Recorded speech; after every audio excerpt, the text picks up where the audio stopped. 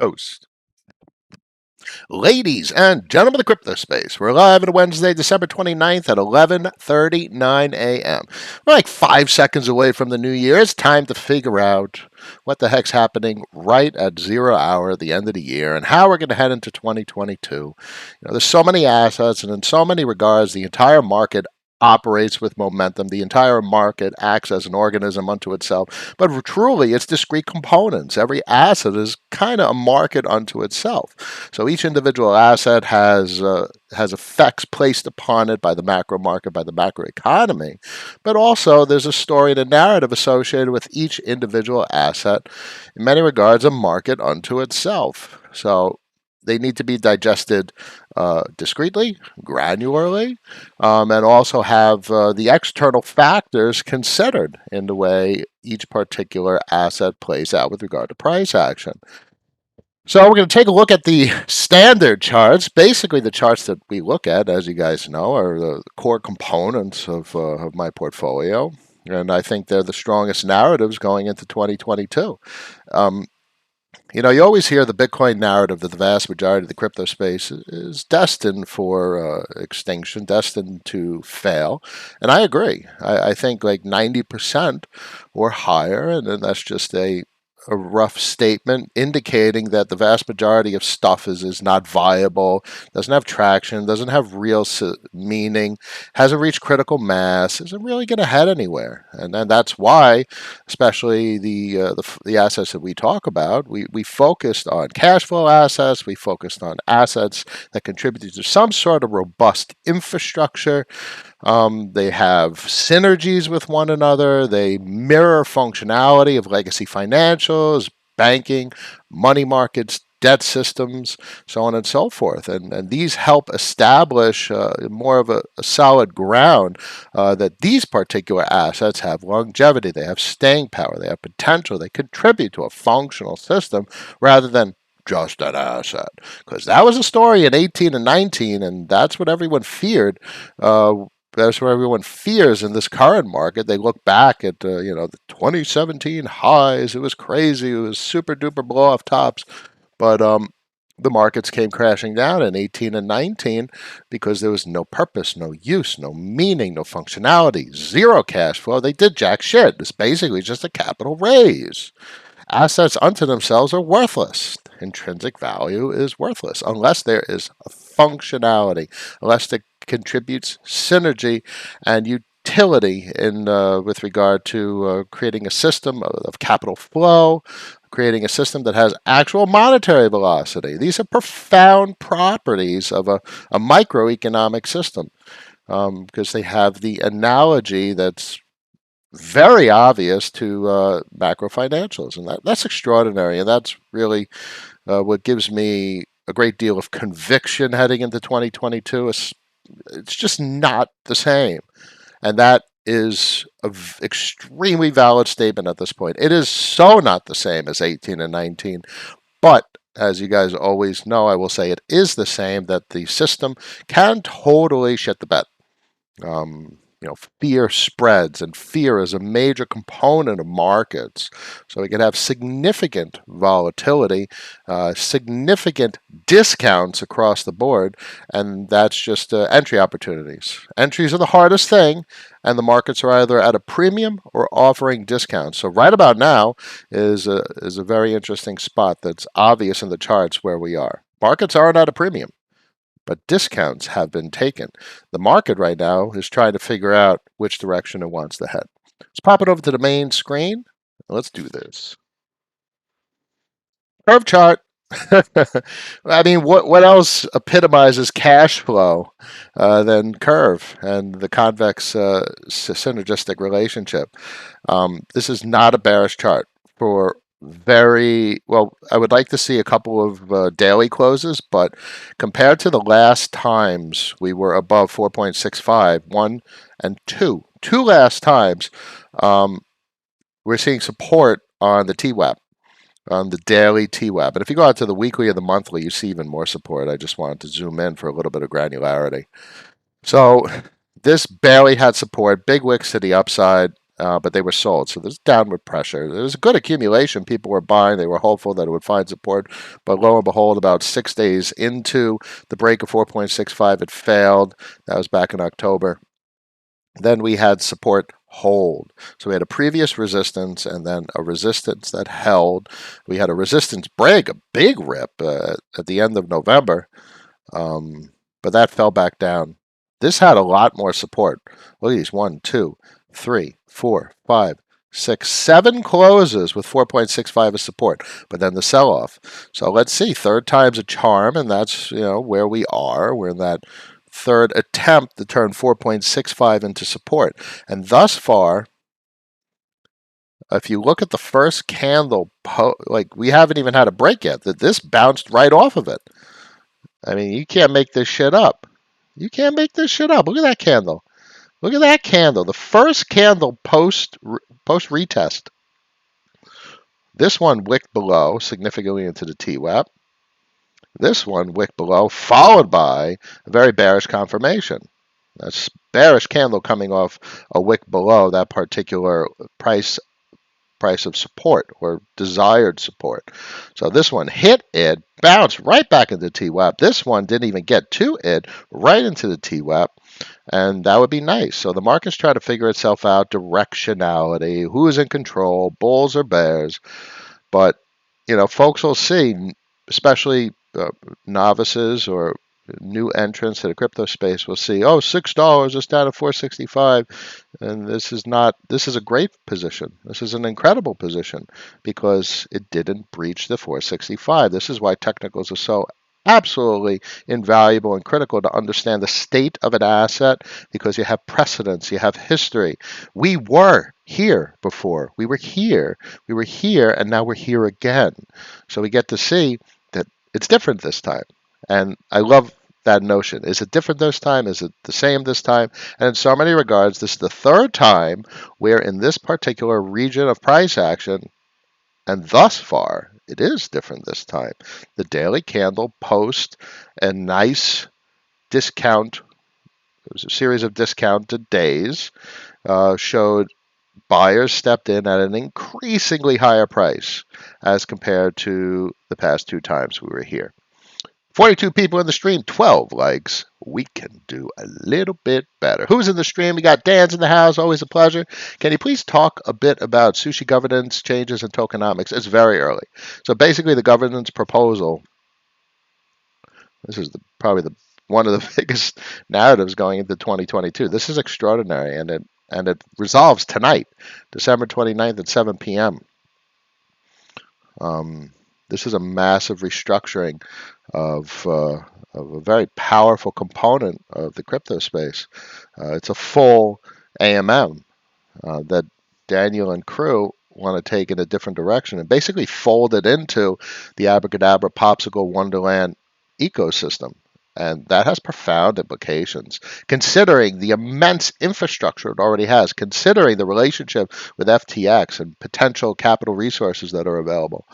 It's just this is just an extraordinary narrative to attempt to digest and where it could head, knowing what Daniel's mind is capable of, what he created with Abracadabra Tokenomics, what they're planning and what the rest of the team is planning and executing on with regard to Popsicle. The synergy.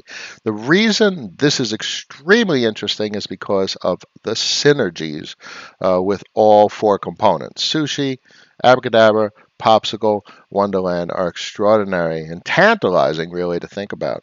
Sushi has been strong since the governance vote started, up almost 100% at this point. 90 something percent.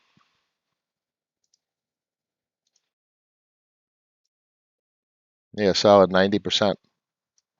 Would you look at that? So, is this a buy the or sell the news type of event with governors concluding tonight at 7 p.m.? I mean, you're only up 90%, and Sushi is basically a macro asset in many regards, clearly in the top 100. I don't think 90% is exuberance. I don't think this is a sell the news kind of event. This is not price action that's indicative of a sell the news event. You're up like 500, 600%. News drops, event horizon passes, and bam, it just sell the news. Um, this doesn't look like exuberant price action, albeit this looks like a very interesting price point. You guys see what I'm seeing? I mean, the fact that we're here actually looks pretty good. I mean, that's a heck of a line of previous resistance. I mean, this is obviously a short chart, but it's useful nonetheless. There's a previous resistance, break, support, fail, and thus far 2 days of support over this line. That's actually a very meaningful line for sushi, the $9 mark, $8.99. Would you look at that? I didn't throw up any technical indicators on the chart to see where we are. I was just reading the narrative for it in most regards the last couple of days, but this is that's a very meaningful technical price point. Would you look at that? Chilled and Bake, my man, finally catch your stream right on time. Always a pleasure. Risky Crypto, Morning Captain, Barry DGB's in the house, my brother. A pleasure. Chilled and Baked. Daniel Senpai absolutely saved my sushi bag. Yeah. Yeah, this price action off the bottom is nice to see, up about a 90% rip. And more so is the foundation, or at least the price point where it's at, that looks good. That is relieving and reassuring to see the $9 mark hold thus far for one day. Considering the market yesterday, the market had bearish overtones to it yesterday, and discounts were desired. Notice there was a nice dip across the board over the last 2 days. You know, almost a 25% dip on curve, and Spell's been getting beaten up. Let's zoom in because the weekly looks good. Bounce off the 10 SMA on the weekly. Let's go back to the daily, not the 4 hour. So there's a nice dip on Spell. That's basically a bearish engulfing, but this looks nice. So thus far, this is a hammer. This could be indicative of a bottom formation where bears tried to push it down and they couldn't.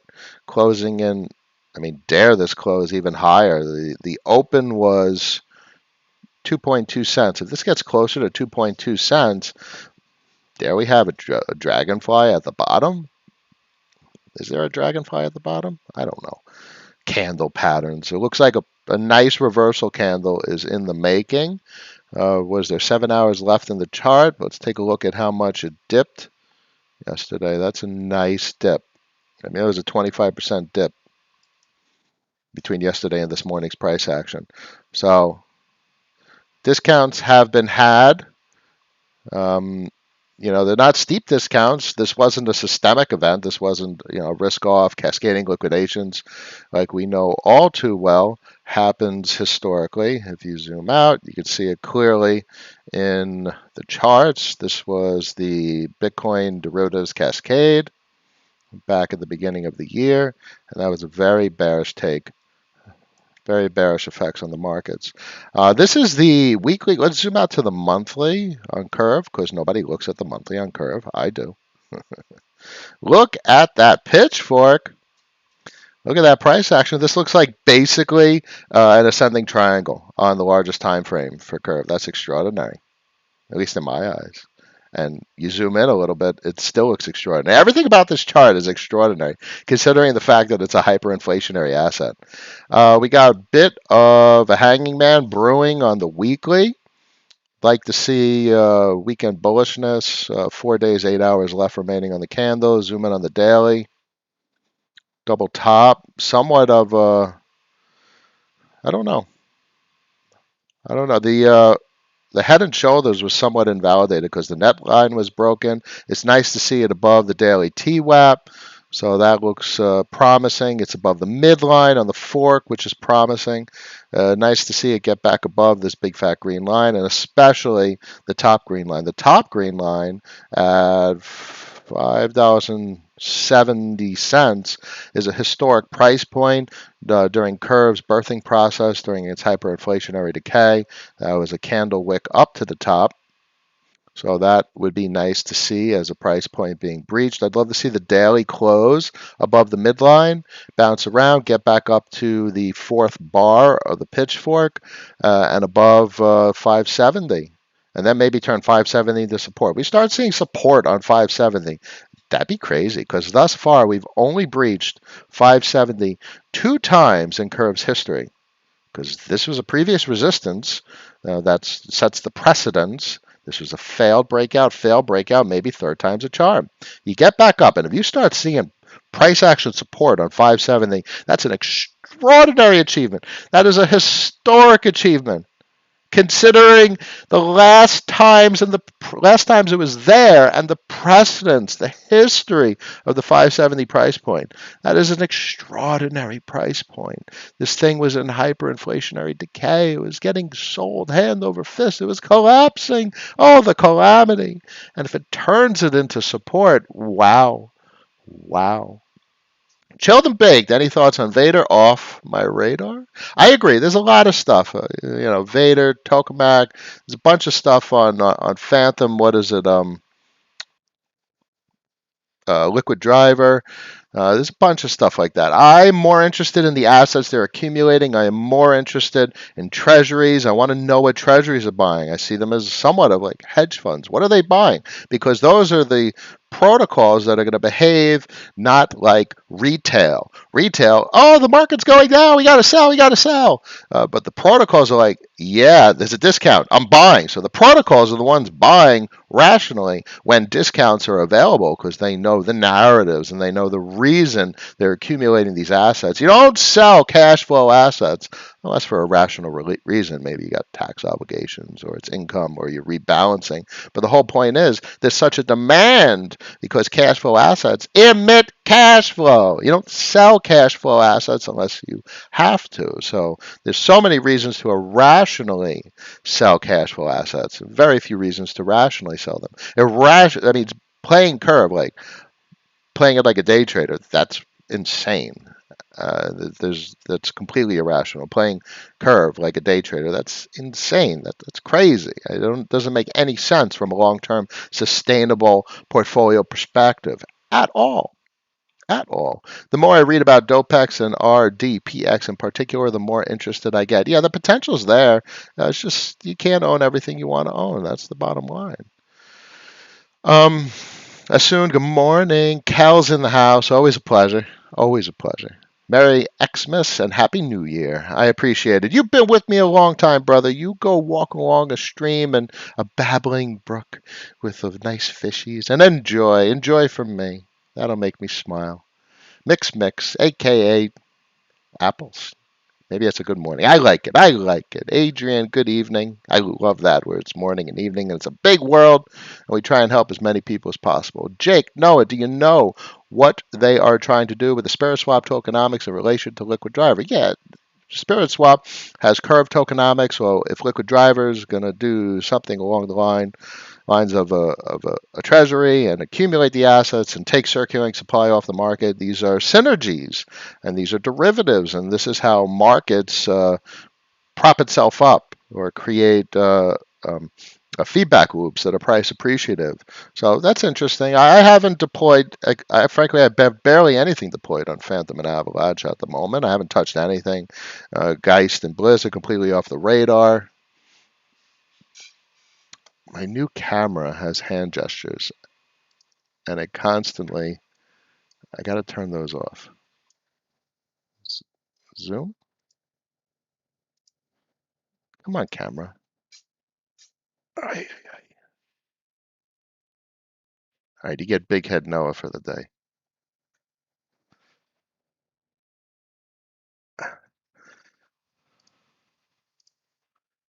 Okay, where's the damn gestures button? Gesture, control, lock target, gesture, control, zoom. Goodbye. I'll leave this for now. Where the heck was I? I have no idea. Noah, no, Liquid Driver, FTM. So, Phantom and Avalanche, Blizz, Geist, and Spirit Swap are positions that I have. They're completely, I'm not even thinking about them. They're just there. I believe that's all I have really deployed on the other chains. So it's not something on my mind much. Let's keep it going. Killless is in the house. Always a pleasure. Ever lost problem I have with Spirit is zero liquidity and volume for now. I mean, it's a problem that everyone has with it, and I think it's an asset that really.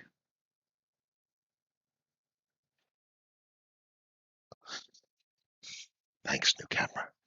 It's an asset that should not be given excessive attention when there's not critical mass liquidity, or there's a narrative behind it, meaning it has solid tokenomics, but it's not on the radar. You don't you sell losers and you buy winners.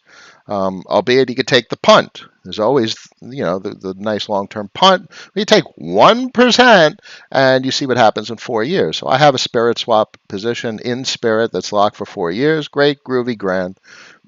Geist and Blizz, that was printing, but it's in hyperinflationary decay.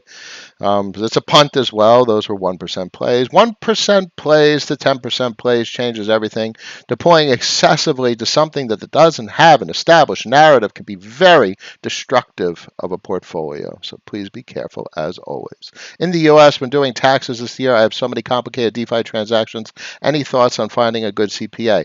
TokenTax.io costs about $2,500. They do a full reconciliation and they resolve all the unfound cost basis that's done automatically by their algorithms. And basically, my opinion regarding taxes, you do the very best you can do. Um, and the government's lucky that we're putting in the time and effort to do a relatively sophisticated analysis because it is not easy, it is complicated, and they wouldn't know how to do necessarily an audit. I'd be like, hey guys, audit this. I have no idea how much I owe. I hired professionals. These are complicated contracts. Where the hell do you begin? Where the hell do you end? There's no rules.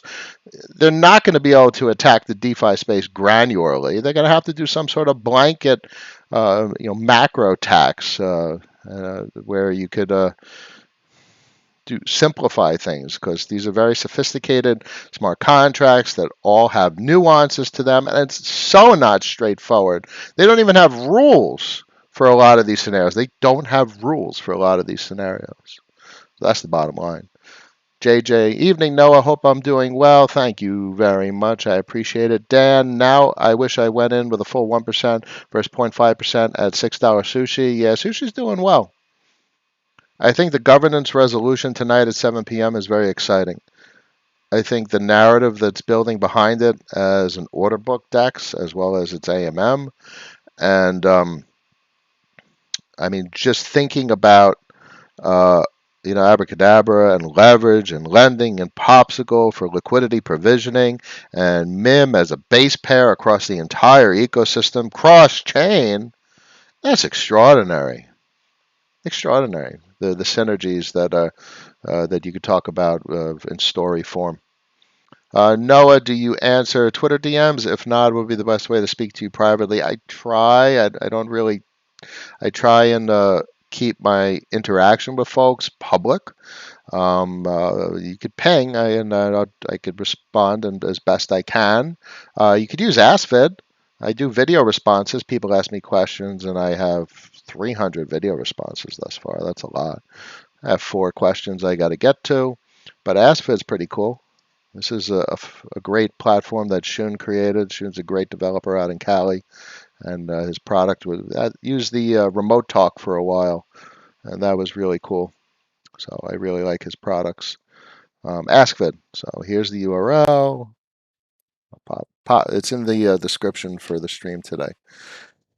Darren, it would make sense to buy on a SEX to avoid gas fees. Yeah, I guess. I personally opt for um, decentralized exchanges. Oh my God, this camera keeps moving. That's so annoying. Don't move. I'm keeping an eye on redacted. I'm not interested in the treasuries. I'm more interested in what the treasury assets are buying. It's just so weird. So distracting. I have to click some buttons on this shit.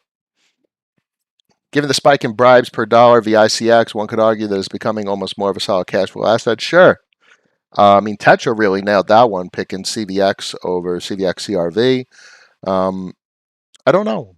Only in hindsight will we know which proves more lucrative, particularly because as CVX goes up in price, the yield on CVX CRV also goes up in price. As CRV goes up in price, the yield on CVX CRV goes up in price.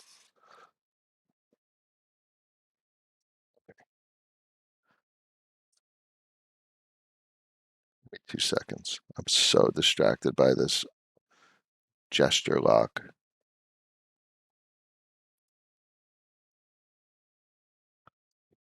Stop moving.